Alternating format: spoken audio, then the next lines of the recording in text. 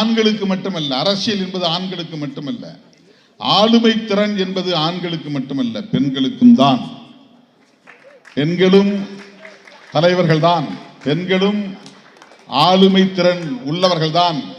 இன்னைக்கு பாருங்க, நிறைய +2 ரிசல்ட்ஸ் வரும்போதெல்லாம் அதிகமான மதிப்பெண்கள் எடுத்தவங்க டாப்ல கேர்ள்ஸ் தான் இருக்கிறாங்க.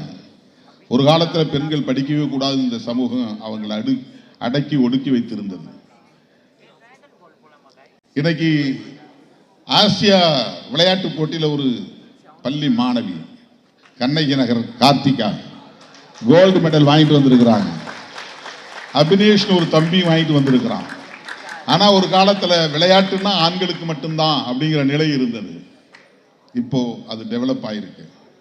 ஆளுமை திறன், லீடர்ஷிப் குவாலிட்டி, அந்த ஸ்கில் இருபாலருக்கும் தேவையானது, பொதுவானது.